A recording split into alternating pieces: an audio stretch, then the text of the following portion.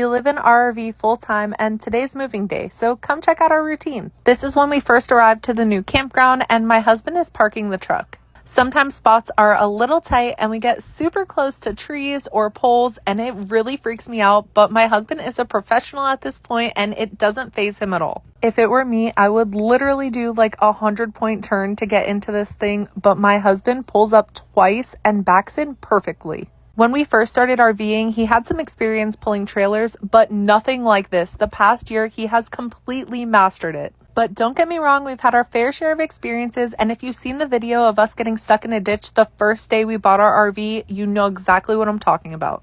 The first thing he does after we park is plug the power cord in, and that's because we need electricity to raise the RV off of the truck. Then he opens the bed, unhooks the power cord from the RV to the truck. Then he hops in the bed of the truck so he can detach the safety chains that hold the RV to the truck. Once the RV is completely detached from the truck, I raise the legs so the RV lifts off of the hitch. We have an electric auto leveling system, which makes this process super easy. Once the RV is lifted enough that it clears the hitch, I hop in the truck and drive it away so I can park it.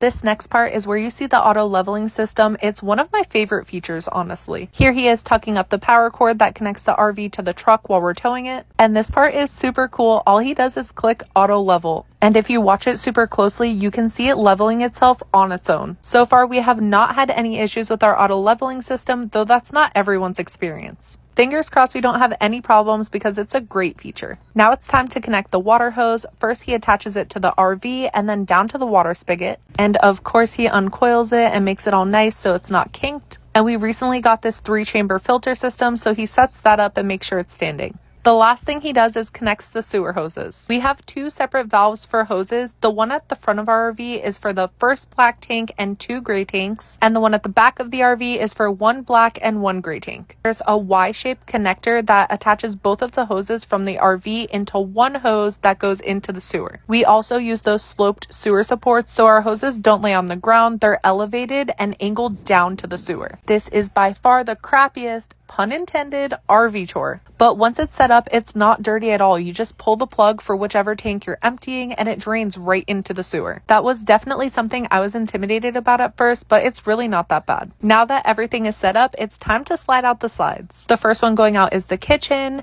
and then Riker's bedroom slide, and then our bedroom slide comes out last.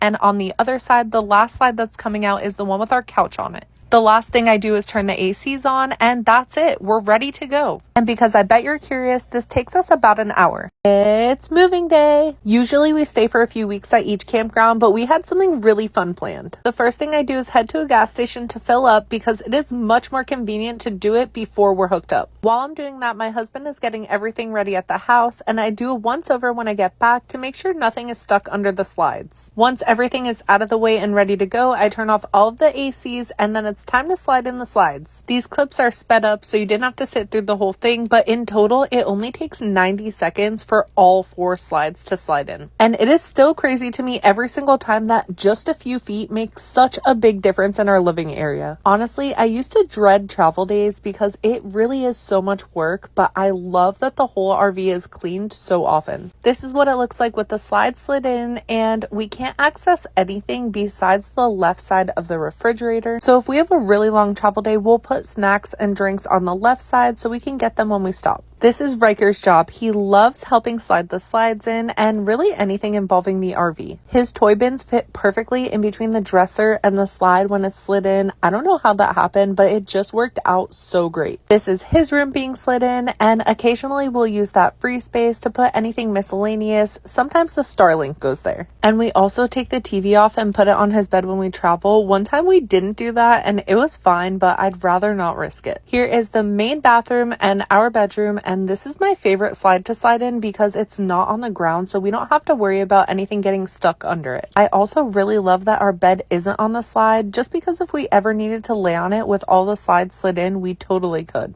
Alright, once everything's packed, it's time to hook up to the truck. The first thing he does is retract the back legs and then extend the front legs so the hitch clears the bed of the truck. Again, I have literally no clue how he does this, but he backs it up the first try every single time. If it were me, I would literally try like 50 times and he would still end up taking over and doing it Don't ask how I know. All right, here it is. It's my time to shine. I retract the front legs so the hitch can go on top of the ball. Then he closes the tailgate, unplugs the power cord from the RV and the breaker. I've shown you guys before, but we have a Reese goose box, and the reason why we did that is because it frees up all of the room in our bed. Other than a ball in the center and 2 hooks on either side, the bed is completely empty and free to use. Of course, we don't fill it with stuff while we're towing, but when we're not towing, we wanted to be able to use the bed, so we love the Reese goose box. Also, to anyone who commented about us driving on the grass when we parked it in the original video, this is what the grass looked like when we left. So obviously, yes, if you can avoid driving on the grass, do, but it clearly didn't ruin it.